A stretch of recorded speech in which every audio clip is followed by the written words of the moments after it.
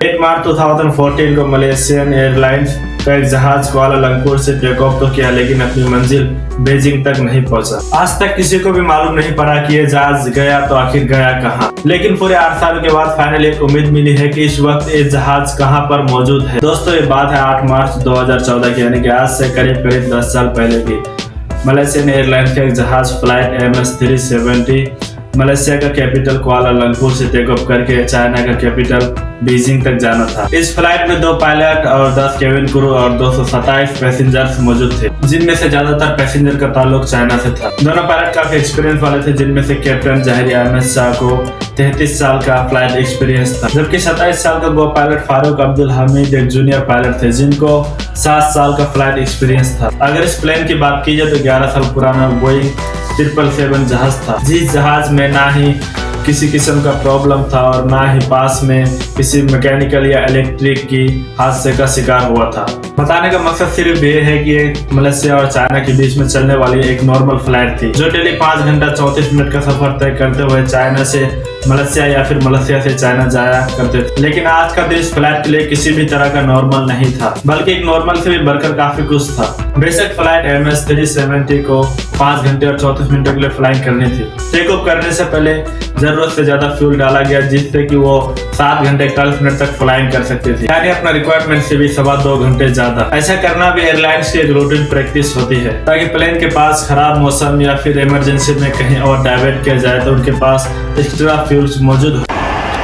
Delivery Malaysian 370, good morning. Malaysian 370, stand by. Malaysian 370, request level. 370, we are ready, requesting flight level 340 to Beijing. ये रात थी 8 मार्च 2014 की 12 बजे 42 मिनटों में फ्लाइट MS-370 मलेशिया का कैपिटल कुआलालंपुर से टेक ऑफ किया था। फर्स्ट पायलट जाहिर टेक ऑफ से पहले टेक ऑफ के बाद भी कुआलालंपुर के एयर ट्रैफिक कंट्रोल टावर से डायरेक्ट कांटेक्ट में थे। टेक ऑफ करते जहाज ने अपना डायरेक्शन सीधा साउथ चाइना सी की तरफ कर दिया और ठीक 20 मिनटों बाद यानी कि रात के 1:09 पर जहाज में लगे ट्रांसपोर्टर ने अपने करंट GPS लोकेशन कुआलालंपुर के एयर कंट्रोल ट्रैफिक टावर को भेज दिया। ये ट्रांसपोर्टर का ऑटोमेटिक फंक्शन होता है, जो हर थोड़ी टाइम के बाद अपने करंट लोकेशन अपने पास के रडार तक भेजता है। अभी तक तो सब ठीक प्लान के मुताबिक चल रहा था। इसके ठीक 10 मिनटों बाद यानी कि रात के 1:19 पर जब flight MS-370 Malaysian air jurisdiction से निकलकर वियतनाम के एयर जुरिडिक्शन में जाने लगी, तो कुआलालंपुर के एयर कंट्रोल टावर ने आखिरी बार कांटेक्ट किया और फास्ट पायलट जाहिरी से ये कहा, Malaysian 370. Malaysian 370, contact Ho Chi Minh 120.9. Good night.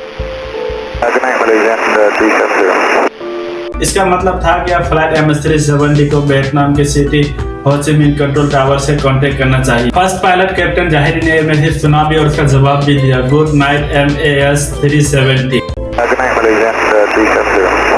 ना ही कंट्रोल टावर को पता था और ना ही शायद कैप्टन जाहिरी को पता था कि उनका रिसीव होने वाला मैसेज फ्लाइट MS-370 का आखिरी मैसेज होने वाला है। ये वो वक्त था जो फ्लाइट को टेक ऑफ किए पूरे 37 मिनट गुजर चुके थे। अब नॉर्मली होता यूं है कि प्लेन जब तक अपना मंजिल तक नहीं पहुंच जाता, रास्ते में आने वाला हर बड़े एयरपोर्ट के एयर कंट्रोल ट्रैफिक टावर से कांटेक्ट में रहते हैं। यहाँ भी कुछ ऐसा ही होने वाला था, लेकिन सब कुछ जो अब नॉर्मली चल रहा था अब वो एक नॉर्मल होने लगा था। जी हाँ, अपने आखिरी मैसेज के ठीक 3 मिनटों बाद यानी कि 1:21 पर फ्लाइट MS-370 अचानक रडार से गायब हो गई, यानी कुआलालंपुर हो ची मिन्ह दोनों के रडार से प्लेन पूरी तरह से गायब हो चुका था। अब ये बात कुआलालंपुर टावर के लिए तो बिल्कुल नॉर्मल थी, क्योंकि उन्होंने समझा फ्लाइट MS-370 अब वियतनाम एयरफेस में दाखिल हो चुका है, इसीलिए उनका रडार से गायब हो गया। लेकिन जब हो Chi Minh air control tower ने अपने रडार से फ्लाइट MS-370 को गायब होते दिखा तो उनको कुछ गड़बड़ लगा, तो उन्होंने फौरन कैप्टन से खैरियत मालूम करने के लिए वायरलेस किया, तो आगे से किसी ने भी कोई जवाब नहीं दिया। अगले 18 मिनटों तक हो Chi Minh air control tower ने फ्लाइट MS-370 से कांटेक्ट करने की कोशिश की,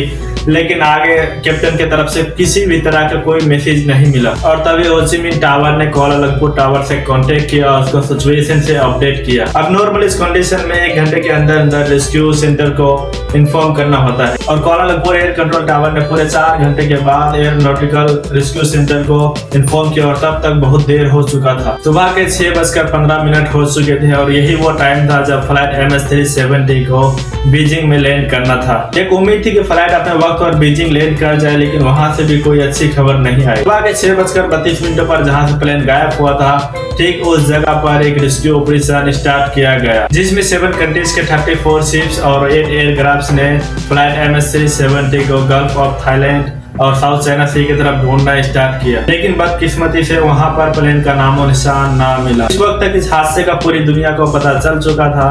TV, news website, social media और सारे सिर्फ यही खबर दिखा रहे थे। इन दौरान कई मुल्कों के इन्वेस्टिगेशन टीम भी सर्च ऑपरेशन के हिस्सा बन गए। प्लेन को अचानक सारे रेडिएटर से इस तरह गायब हो जाना वाकई किसी को हजम नहीं हो रहा था। अगर वो इस एरिया समुद्र के ऊपर क्रैश भी हुई तो इतना बड़ा जहाज था, उनका कुछ न कुछ पानी के ऊपर तैरती हुई नजर जरूर आनी चाहिए थी। अभी के लिए बस इतने ही, मिलते इसके पार्ट 2 में। जितने भी नए लोग हैं सारे चैनल को सब्सक्राइब करके बेल आइकन को दबा दे, ताकि जैसे हम पार्ट 2 डाले सबसे पहले आप तक पहुंचे। और पार्ट 2 का भी सर्च ऑपरेशन चालू है।